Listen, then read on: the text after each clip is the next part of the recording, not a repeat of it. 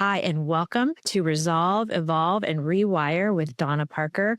I am so inspired and honored to welcome my guest, Dr. Mother Marcia Belgrove. She's a visionary, an author, a teacher, a spiritual leader, minister of religion. This woman is running 17 companies, I think. Yes. She's a soul searcher, a child of the universe, and a peace ambassador of the United Nations. It is an honor to have you as my guest today. You are a woman on a mission. Thank you so much. Yes. I mean, with you must have a lot of free time. It doesn't. Oh, yeah. Oh, yes, right. Yes. So please, I'd love to hear what started your mission, your inspiration. It's wonderful to be with you here today. And thank you so much, Donna, for having me on this very important conversational medium. In journeying through our lives, we sometimes can forget what is important. And it is very important to understand our connectivity with life, with the universe, with each other, and how important it is what we do impacts those who we meet with every day. So I was called at a very young age, maybe around 16, to this process of spiritual awakening. I had a life after death experience. I had a tumor in my brain. I had heart problems. And the doctor said that I only had a few weeks to live. And they did not expect that I would survive. And it was in one of the episodes of my experience that I actually saw a light and I heard thunder. And I was hearing, I am ready for you. Are you ready? And in that moment, now previously, I did not want to pray because I felt, how could God do something like this to me?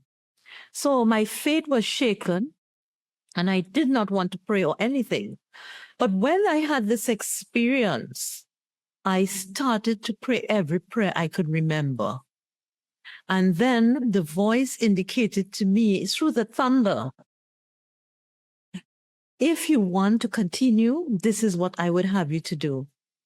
And showed me a river and took me down into the river, which I would later come to understand was baptism. At that time, I did not know about it.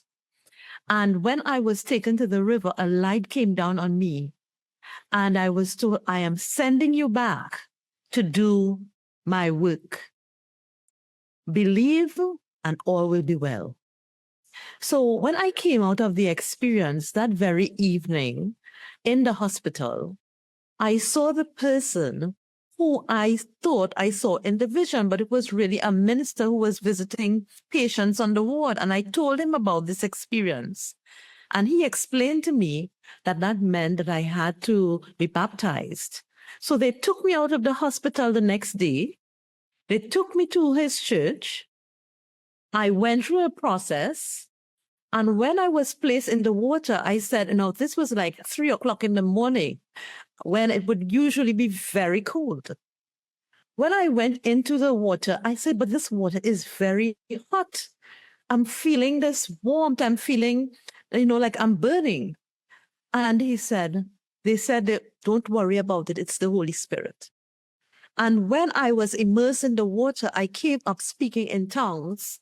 And I came up telling the people around me who they were, all that happened in their past lives, all that was happening presently to them, and what was going to happen to them in the future. And I did not know these people. I could not understand them. When I came out of the experience, I was told I had to keep my head covered for 7 years in order for the healing process. 9 days later, I went to the doctor, and they could not understand why they were not seeing the symptoms. They were not seeing the tumor. They were not seeing anything that spoke to me having such a terrible and critical illness. And from that day forward, I was never ill again. However, my life changed tremendously. The way I ate had to change. The way I dressed had to change. The way I operated in communication and conversation, the places I went to had to change. And my whole life became a very spiritually converted life. But it was a life of peace. I never felt so much peace. You know, my friends actually were, and because at that time I was a teenager, they were quite stunned at how I was operating and behaving. Right, Because how old when this experience happened? when I was 16, yes, Like, isn't a it? major change in my life. Yes. Isn't it how something that's like a near death Yes, really, and I think of death as just transformation. yes, But it's interesting how the transformation of death was actually the catapult.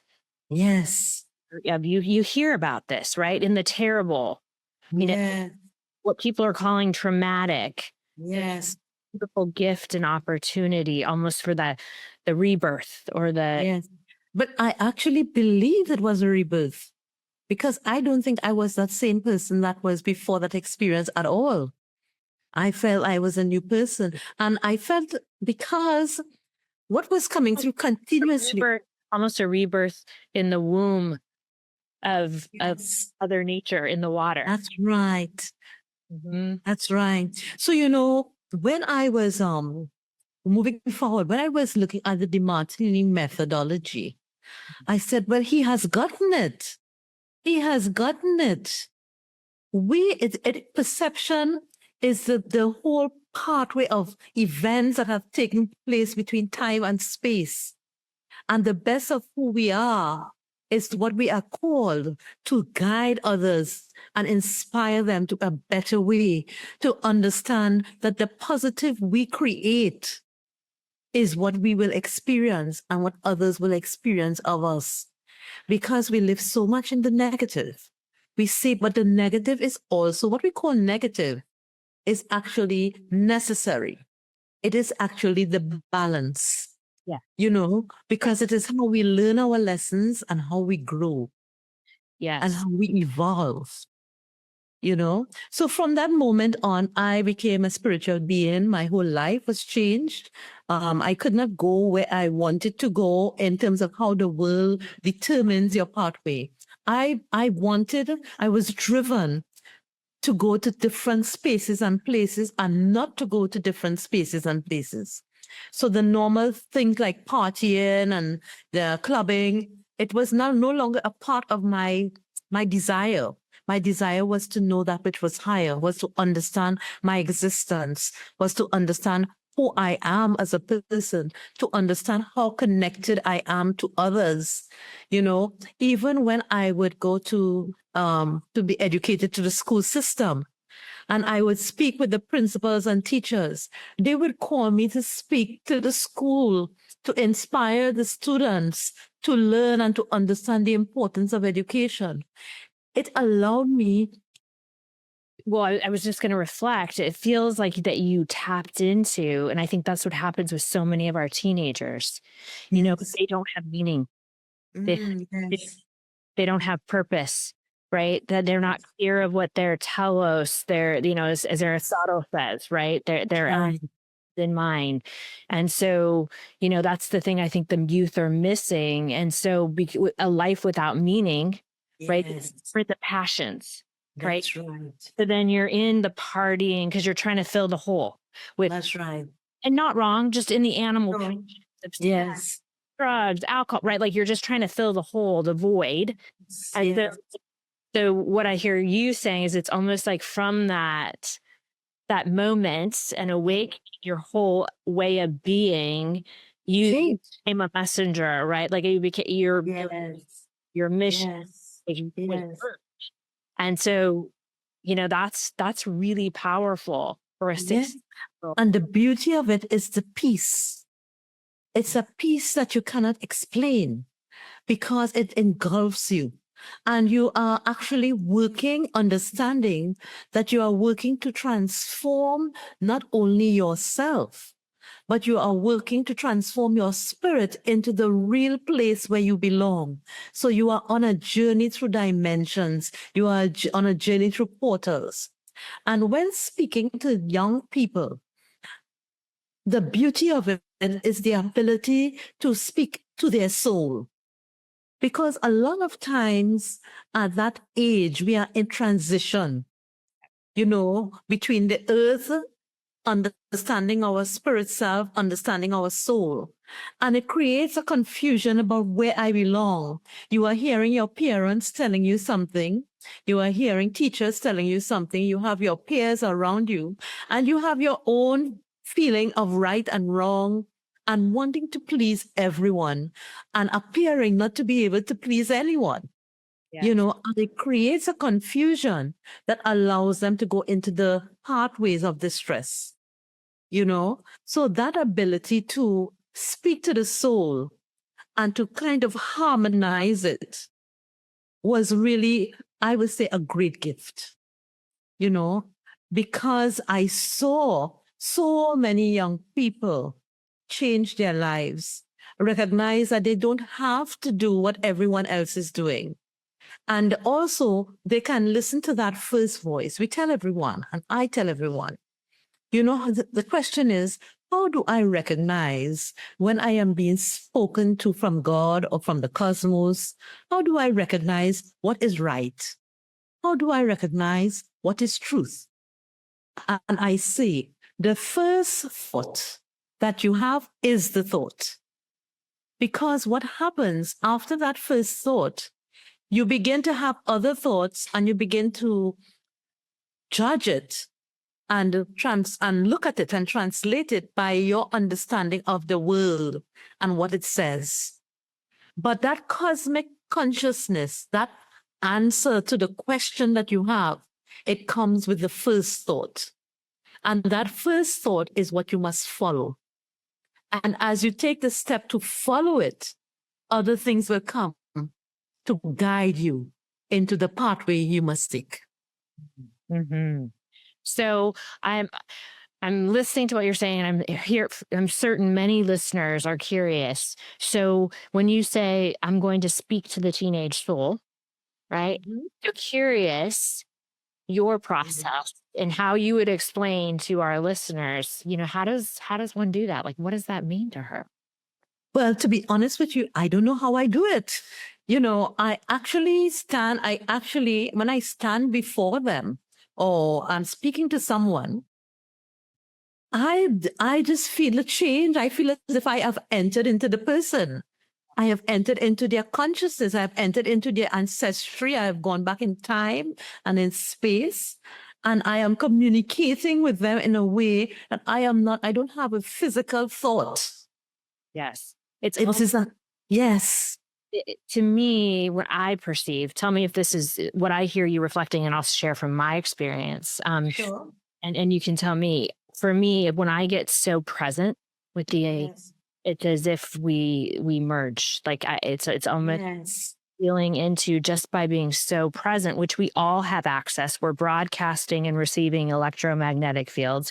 So in any moment of presence, when you get so present with that individual and that energetic field, and there is no space-time continuum, it's That's right. connect to their entire being. That's right. You and the individual become one. Yes. Yes. And then it's the reflection. There's no separation. It's No separation. the me, which is into me, see, which is intimacy. Yes. And so Yes. many people use deflective, Yes. where they Yes. have above them and they're subordinating, or beneath them where they're in pride looking down.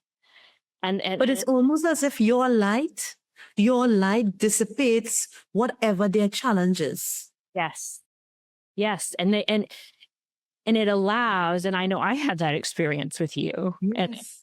And I know it allows the individual to almost those personas can fade away. Yes. I perceive them Yes. more The, authentic. the real you comes forth, and not the created you by the world's influences. You Yeah. know? Yes, I You do. know? I do. Yeah. And many years later, my experience will expand to the experience of the apparitions of Our Lady of the Roses. When I was told that, expect a visit from the Queen of Heaven, and I would say, angels and angelic beings, I was told, you need to prepare. So I had to change the way I dress. I had to change what I ate. I could not go out amongst people. I had to become isolated. I had to stay in meditation for a number of weeks in preparation. And then my husband Sterling, he had to go out and let the world know, let the people know that this was going to happen. We had to go take a reconnaissance to see the space. And what was interesting about that is we went to a church and we indicated that this was happening. And they said, okay, well, we will welcome you. But on the night before it happened, we had to go out into our yard space and look up at the sky and await a sign. And while we were praying, a star moved from one side of the sky immediately over us, and we felt ourselves like an energy pushing us down to the ground in a kneeling position. And it was like an orb surrounding us. And then we had to wait until a certain time, about 3 a.m. We had to get up and get ready to move. While we were moving, it was raining like a thunderstorm. It was raining tremendously. And then we were led to a particular place on a hill. And when we got there, we had to wait again. And while we were waiting, the clouds formed an arrow. And we had to follow the arrow. And as we were following the arrow, we were led to the church. But when we got to the church, because there were so many hundreds of people who were following us, they said they could not accept us. And then we were told, stand across the road and she will appear there. Do you know what was across the road? A dump.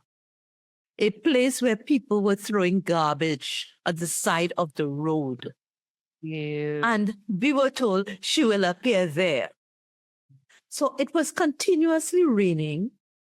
And then suddenly, as we were praying, the rain stopped, the sun came out, and we were dried instantly. And then the sun started to spin. And the energy that we felt the night before was pushing us down to the ground again. And there were people behind saying the world is coming to an end because the sun is coming down. Because the sun was turning and changing into many different colors. And it was almost like an orb coming, like a ball of fire coming down. And what was interesting about it, it was not only we who were preparing and prepared ourselves for this experience who were having the experience. People who were passing on the side of the road, people who were not familiar with us at all, they were seeing and having the same experience. The atmosphere had changed. The whole environment had changed. The clouds were moving in different directions. The media came out and they were capturing this as well. It was on all the news, and one of the things that really stands out for me is I suddenly felt I was in a place in an orb of silence. There were no people around me. I was in like a white light. There was nothing. I was hearing nothing. And then I saw a ladder coming down from the heavens. And I saw this silhouetted figure coming down. And she said to me, fear not. Fear not. I am with you. She said, there is no honor in me, but there is only honor in my son, because he paid the ransom price. He portrayed selfless service. He did what he had to do for the saving of mankind. And when she said that, she started to give me messages, and Sterling became the interlocutor, repeating what was said. What I was saying, he was repeating it to the people so that the people could hear. And many people were now having experiences. They were feeling and they were seeing. And the messages came and went out to the world. One of the messages was, which came to pass, and this was in 1991, that the United States of America will have a Black president. And then there would be a lot of changes in the world.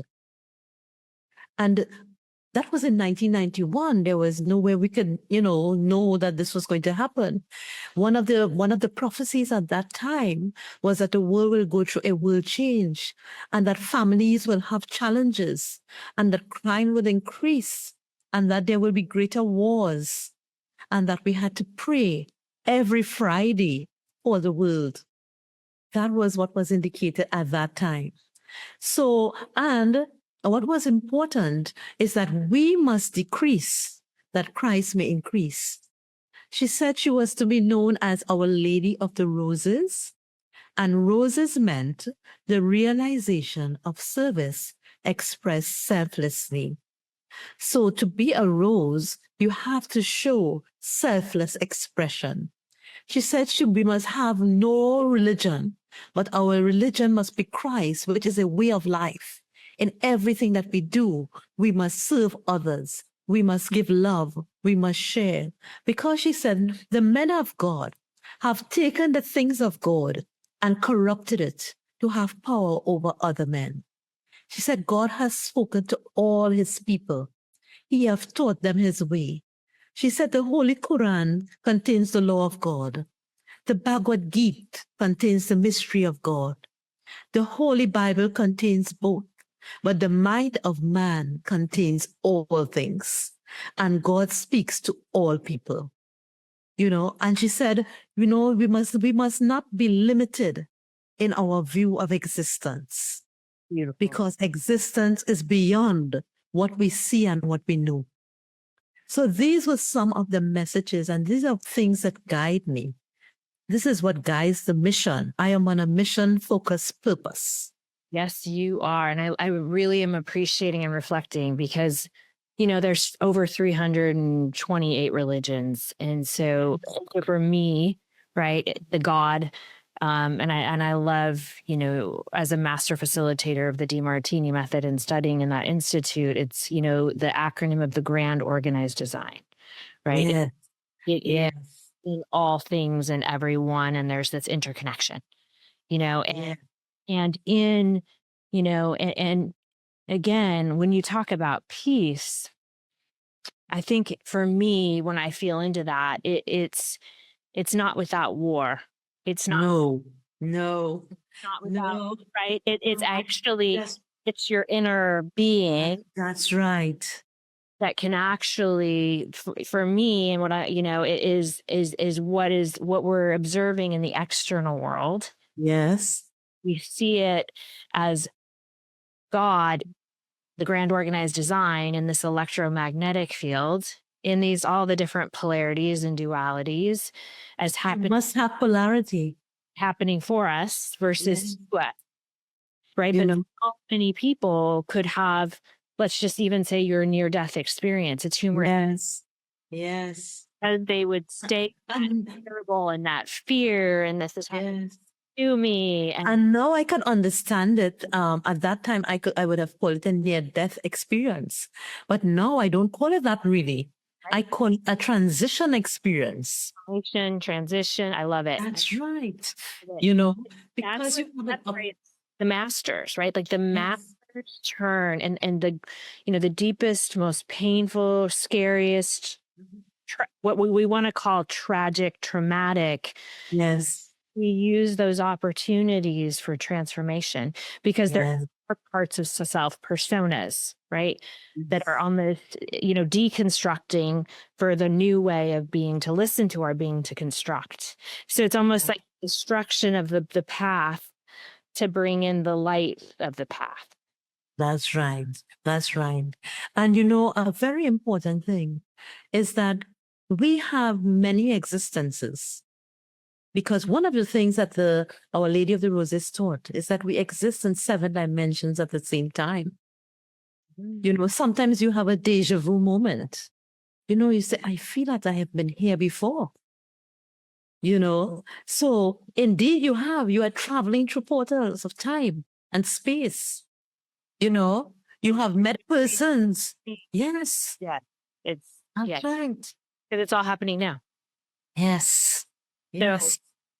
Yes. Yeah. And everyone has that capacity, right? Yes, you do. Yes. And that's why we say it's deja vu. But it's really your memory bank that has been lost is returning to you in that conscious moment and time. Because remember, when we are born, you know, the earthly pathway of our teachers take away from us that innocence that opens up the universe to us. But we never really lose it. It's put asleep. And we have to awaken it. Yes, because we're wired literally in our physiology. Yes.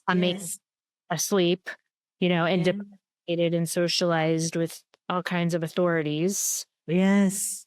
And that's why motherhood is such a powerful thing. It is. Because when you are going through the process of motherhood and bringing a life into the world, it's a whole cosmic travel. You are going through so many universes to bring this being into existence. That's why your body goes through so many different changes, because it's not about the physical, it's about the journey. You know? So for those of you out there who are going through challenges, who don't understand why I am going through this at this moment and time, it is because you are being prepared for a transition. You are being prepared for a transformation. You are being prepared for something that is ahead of you, that this experience you are having now, which you cannot understand and which you will not understand until a future time, is necessary for your growth and development. So what you are required to do as you go through it, take the deep breaths. As we started, we were taking deep breaths, the breath of life. And take the energy. That's right. That's right. And let that energy infuse you. You know, just take deep breaths. Deep breaths brings you into a consciousness, into a balance. You know, you can cry, you can feel the experience. Nothing is wrong with that. But as you take the deep breaths, you are actually taking yourself beyond the experience of that pain that you are feeling. You know, in the world, we say no pain, no gain. You know, especially when you are in the beauty, no pain, no gain. That's you right. know, That's right. you know. I love what you're saying, because it's the initiation, right? Yeah. Like a butterfly, we're not gonna like cut it out of its womb when it's pee and gooey and it feels like it's transforming, right? In the chrysalis, right? Because it's ready to fly, or it's ready to fly. You know, and then I also reflect on what you're saying around, you know, the breath, because for me, if I can get mindful and present, I can feel when my body's holding charge, you know, and I can feel into myself, come back to the breath. Yes. Otherwise, the hippocampus or the amygdala, the animal starts spreading and creating all kinds of, you know, havoc. So it's the gift of, which all serves, you know, it all serves. But what I've found is when I can come back to that breath, come back to the heart, come back to the moment, right? Then we're actually having that head heart coherence and can access the mid prefrontal cortex, can access the access to the wisdom of all the ages. That's right. That's right. And everything is possible then. Boom. Let's say that again. Everything is possible. Yes. Yes. You know, and then who you associate with, how you associate, their energies also feed into you. So some of you may be in counseling, or you may be in toxic environments. You know, how do you keep your center? How do you keep yourself focused? How do you keep that positive energy? Water is very important. Water is very important because we are 80% water. Our body is 80% water. So you constantly drink water. And as far as whenever you can, you wash your face with water, you wash your hands with water. But wherever you can, you also keep water there because it will allow your center to remain focused and steadfast. And as soon as you get out of that environment, you try to drink a lot of water, sprinkle yourself with water, wash your face, your hands with water, because that will renew your strength in you. I just felt that I should give some solutions to the challenges that I've faced. Well, and that's where I've been cold plunging. I don't know if you've tried that, or even just getting a cold shower activates that. Yes, yes, yes, yes. So it's, yes. Because, in a sense, the water in your body begins to evaporate as you begin to counsel, as you begin to guide others, as you go out into that space, because you are a genuine light and your body is activated. So those who are not activated are feeding off of that energy off of you. So the water in your body begins to dehydrate you. Your energy begins to become depleted, and you have to renew that energy in you. So yes, the cold water plunges would help. Well, you're teaching me something, because John just said today, I can't believe how much water you drink. I don't think I've met anyone that drinks so much water. Now So you understand why. You understand why. Yeah. And your spirit is telling you without you knowing it. It's telling you this is what you need to do. Yes. When we can get present to listen and that's right. Like that's you've heard those whispers start as whispers. Yes. And that's life loves us enough to get really loud. Sometimes if we don't, right? And if we don't listen, then we get feedback, from the illness, from the tragedy, from the challenges. And that's beautiful too, right? It all serves. Because it's recreating you. Yes. It is. It's all for you. And that is such a different mindset. Yes. Someone may have a critical illness and they say, oh, I have just learned I have cancer. I'm going to die. But do you know something? Every day we are terminally ill. We don't know. There are persons who have cancer and they die in an accident, or they die in some kind of other unusual way.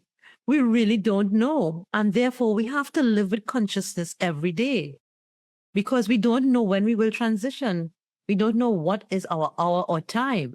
Sometimes these diseases or that we get, these challenges, is really to awaken within us our consciousness, to tell you, look, the way you are living, you need to change. You need to become more conscious with me. Your guardians, your spirit is saying, I want to communicate more with you, and I need you to understand me. And therefore, circumstances come in our lives for us to come to that consciousness, and that is a reality. Yes. And that is one of my missions, is how, I get to do that day in and day out. How do I lift the veil of illusion to the divine hidden order present in every moment? Yes. I worked with a woman yesterday that was suicidal and had cancer. Her business was going bankrupt. And by the end of it, she saw the strategies and how actually, right, cancer had enhanced and saved. And then she was appreciative in 90 minutes because, being able to help her see and connect the dots and ask the questions to balance perceptions. And that is a gift, because what happens is if we stay in resentment for our life, keep attracting what we're attracting. And you can't get the solution because you're circling yourself in what that negative experience is. When we grieve and when we are saddened, it's very challenging to receive the message of where we ought to go and what we ought to do. It is. And getting out of that amygdala, because so blinded. All it can do is seek and avoid, and it's pain and avoid or painful, so we're gonna make it wrong. Yes. Or Yes. oh, this feels good. So it's pleasure. So it must be good. Right? And also we're trying to find someone to blame or something to blame, because, how we can't explain it. Exactly. When you really step into self-mastery and live in the belief that you're co-creating, you are a co-creator. You are a co-creator. We in every moment. Yes. I mean, And the other thing that, as you were saying about co-creating, when you have relationships, when you are with, how do you know it's your soulmate? How do you know I have found the right person? How do you know that this is the right decision? It is something that resonates deeply in you. Sometimes the right person you might be in a stage gate process where this person takes you to a particular place and then you are moved on to another place. So sometimes it changes, you say, but it started so well. And now all of a sudden it's so disruptive. But understanding the continuum of life, if you understand that, you would understand that every journey I take is an important one for where I am going to. And you won't begin to blame.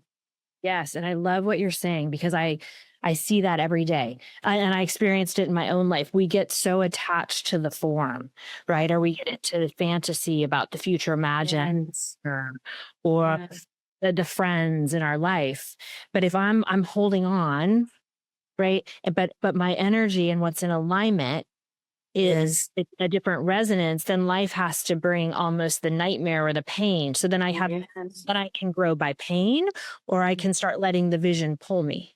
That's right.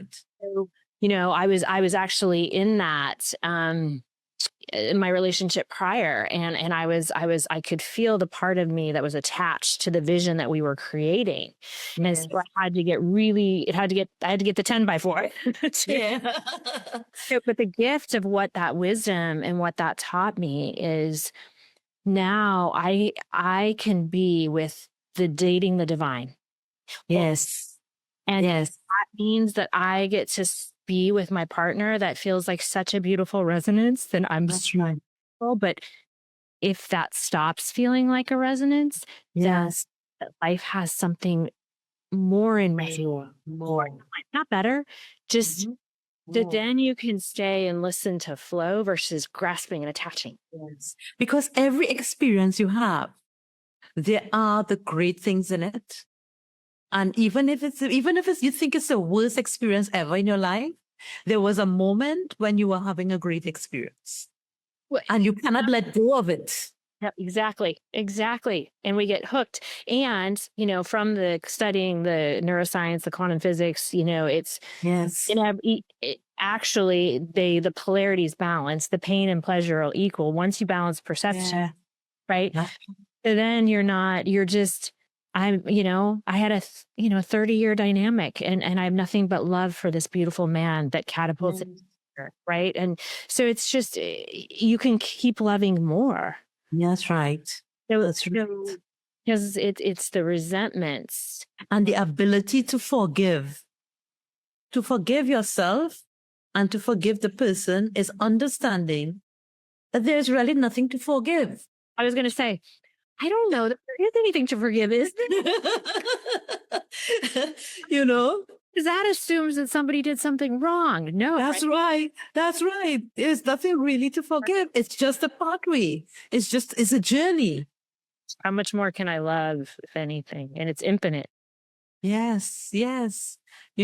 Because from the moment we begin to place limitations, we have not accepted that we are on a journey.